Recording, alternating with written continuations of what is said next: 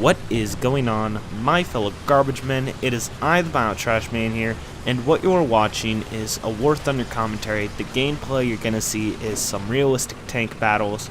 I don't remember the name of the map, but I really like this map. It's probably my favorite map of all of them. I like the layout. I think C is always my favorite battleground because map control is a primarily established thing right there, and it gets into some good fighting you're going to see in this gameplay, I feel like.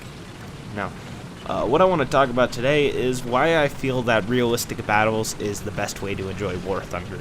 And I'm sure there's going to be some, die-hard War Thunder fans that already think this, or it's going to be some long-term players who are going to be like, no duh, everyone says this all the time, but I'm kind of making this video for the person who doesn't play War Thunder a ton.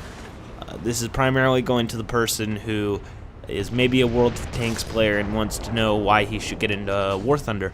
Or maybe this is the arcade player who is, says War Thunder's okay, but it's just not for him and hasn't really tried a realistic battle because he's afraid of it.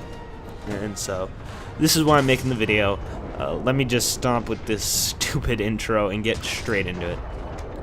Now, first off, what is realistic battle? Now, in War Thunder, for the World of Tanks players or people who don't know what War Thunder is, there's three types of battles. You have arcade, which deals with, unrealistic, well, not unrealistic, but less than realistic physics. The planes don't handle like a real plane. They are just like a paper cutout, or what you would play in a Blazing Angel game, or something like that, A plane that's arcadey. It's not a super hardcore plane. That makes sense. I think it does. You also have a simulator battle. Now, a simulation battle is realistic as realistic can get for this type of game. You have to adjust for tons of variables. I can't really name off some because I don't play a lot of simulation because I only have a mouse and keyboard. I don't have a joystick. But I'd love to get into it. If someone can recommend a cheap joystick, hook me up, But so, that's a thing. But the one in between that happens to not be that popular, but for those who do play it, it is basically the only game mode they'll ever play, which is realistic battle. Now, what realistic battle is it is between a simulation and an arcade. So a couple of things still, you can probably take a lot more hits. You're definitely gonna have to land to reload your ammunition and stuff, though. You can't just fly around for days and days and days and never run out of MG ammunition or bombs or whatever. So realistic is that point in between. It's really easy to use with the mouse and keyboard and is a ton of fun just to play. So that's what realistic is, and you're probably like, well, I feel like arcade would be a lot more exciting. Arcade definitely, you end up pulling off a lot more of those crazy stunts half the time. And what was it? Mighty Jingles, good YouTuber, look him up if you want some good War Thunder World of Tanks gameplay, once said that something along the lines that arcade mode is to try out the really stupid stuff. And I think that is the greatest explanation you can give of any of the game modes for War Thunder. Arcade is just to go and do stupid stuff, and you may have one really clutch moment. I mean, you saw it in one of my earlier sit-down Sundays with the Dauntless, where I, was weaving in and out of plain gunfire while I'm on fire, trying to wait for my bomb to load up again so I can just nail down on the enemy base and win the game. That was an awesome moment and one of my favorite moments in War Thunder of all time. Glad I got that on video. But it's different in realistic battle. While not as action-packed and Michael Baying, I don't know how I'm trying to say it, but not as flashy with effects, and it's not as, action-packed. However, when you get into an action, you really feel like it's a fight for your life. In plane mode, there's no respawn, or air battles, I should say. There's no respawn, so if you die, you're dead. It makes you really take precautions when you're playing the game. You're not going to go and ram into the enemy, or you're not going to do something stupid and lose your altitude advantage. And I'm sure a lot of people are saying, well, look at Look at World of Tanks. You only have one respawn. But World of Tanks is really easy to get into a game, first off. So it's, 10 seconds or something, maybe a whole minute. War Thunder is usually going to take you about 30 seconds to a little over a minute for a realistic battle, depending on how busy your server is.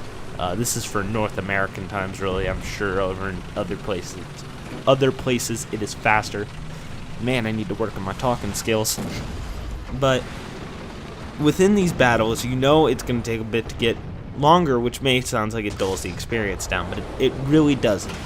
It forces you to think outside of the box, yet stay inside the box. You're not going to do anything stupid and try and ram the enemy, but you're not going to do anything just too precautious and never meet the enemy, because you do, at least in land battles, you have respawns, which is, I feel like, really a good idea, because tank battles would be over really quick if they didn't have respawn. In fact, I was playing one game, I killed like half the enemy team, or me and my teammates did kill half the enemy team before they were even capturing a spot. So I'm glad they have respawns. You only get one type of tank to respawn in, so you have to think about that. But yeah, that's a thing. That's a thing. You get a lot more clutch moments. You really feel everything you've learned while playing War Thunder will come out there. If you've learned how to position a tank correctly or how to aim your shots correctly, that's going to come out. If you've learned in your planes how to do a good Alien roll and then be able to avoid some enemy gunfire enough to swerve under them and take out a wing just enough to where they lose control, I don't know, I'm just naming some stuff off here. Even if you've learned how to time your landing perfect, okay, because landing, you're going to see in this video, the last part of my plane, I kind of cut it out because nothing happens, but I try and land, and I suck at landing so bad. I came in too fast and just wrecked, but that'll be here in a bit, you'll see it. Anyways, so that's just, in War Thunder, it feels like it rewards you for learning a bit more. When I first played World of Tanks or Call of Duty or Battlefield, sure, I wasn't doing, a freaking amazing and getting tons and tons of kills and just going ham mode on everyone, but I was also doing pretty decent, and I felt like this was just an easy game. War Thunder, while you're not going to start out getting kills and kills and kills every day, you do end up feeling like you're using what you've learned. You feel like you're a stronger player for the experience you've had in other games. Even if it's, say, arcade battles, when you go into a game like Realistic, you're going to learn some new moves. You're going to apply some things. Maybe you've learned how to judge distance of your gunshots. That's what I had to do. I had to figure out it was usually 0.7 kilometers away, sometimes longer, sometimes shorter. But arcade battle helps with that. And then it makes, when you don't play the super hard games, it then makes you feel like you've learned something. And that's the biggest part I've been rambling on here.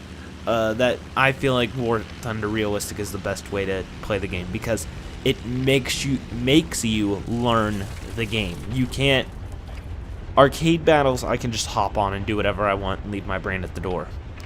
However, when I play a realistic battle, I have to think what I'm doing. So I'm about out of time here, guys. Hope you guys enjoyed the video. Please remember to leave a like, comment, and subscribe if you did. If you have any advice for future videos, leave them in the comment section below. This has been the Biotrashman, signing out.